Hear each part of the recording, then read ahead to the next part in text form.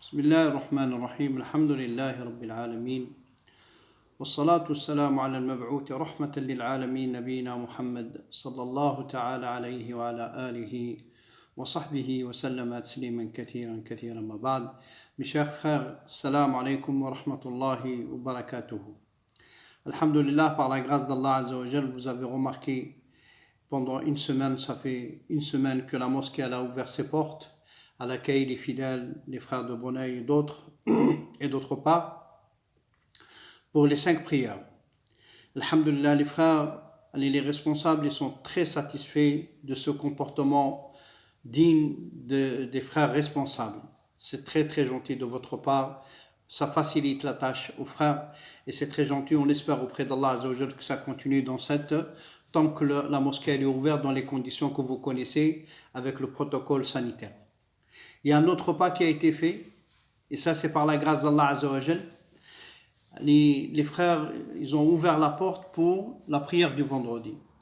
La prière du vendredi, vous savez que la maladie elle est toujours là, les problèmes sanitaires ils sont toujours là, donc nous sommes tenus à respecter de même pour la prière du vendredi, Inch'Allah.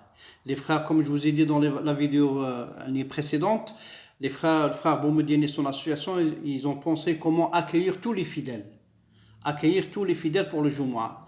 Donc, dans un premier temps, ils ont pensé à faire 2 Jumu'ah. Une qui commence à 13h30 et l'autre qui commence à 14h. Les frères qui sont responsables de diriger le Jumu'ah, ils sont tenus par le temps, et le temps, il est limité. Donc, on va essayer de faire très attention au temps. Autant que les frères, les fidèles qui vont venir faire la prière, ils sont tenus par le protocole sanitaire comme il a été fait pour les 5 prières.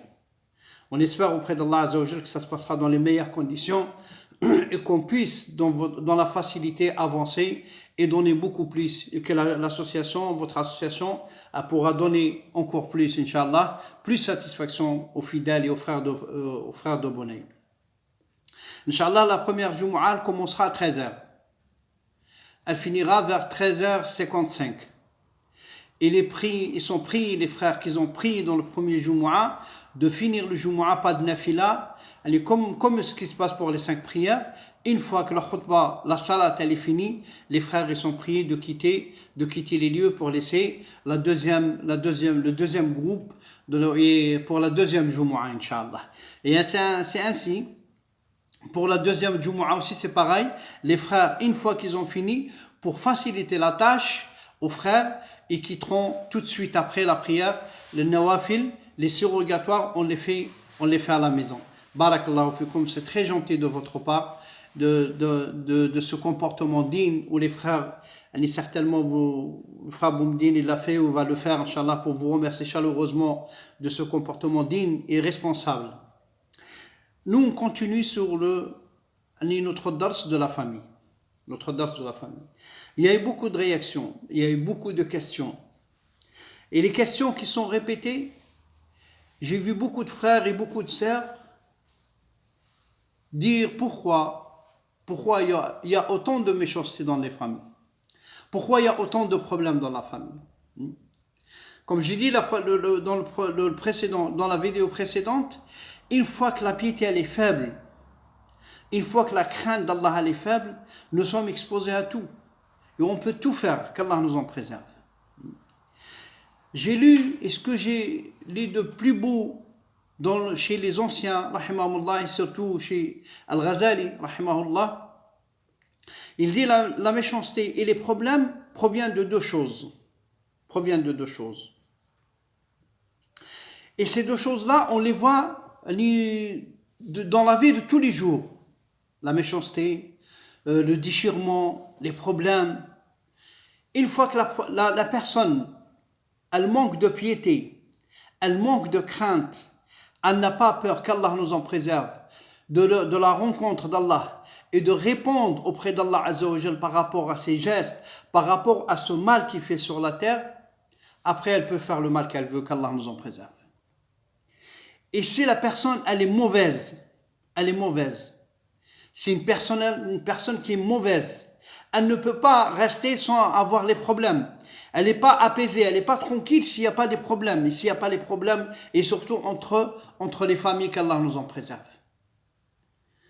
Il n'y a pas de sacralité. On ne peut pas avoir cette sacralité devant nous si ça manque de piété, si ça manque de crainte d'Allah Azza wa Jal.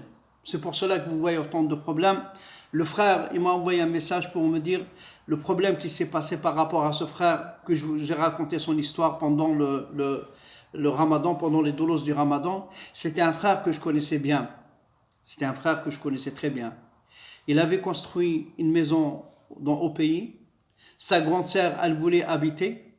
Elle a influencé les parents. Elle a influencé le père pour essayer de demander au frère qui était ici pour qu'elle puisse habiter avec son mari et ses enfants dans cette maison. Le frère, il a dit, j'ai juré que personne ne rentre. Et c'est là que ça a commencé. Elle a fait tellement d'influence sur le papa que le papa, il faisait des doigts graves contre le fils.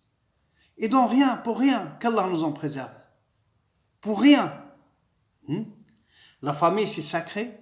Quand il y a la piété, quand il y a la crainte d'Allah, quand la personne pense à la rencontre d'Allah, pense que à n'importe quel moment il peut partir auprès d'Allah, comment il va rencontrer Allah, comment il va passer ce temps dans le qabr. Pourquoi faire du mal, pourquoi faire du tort, qu'Allah nous en préserve.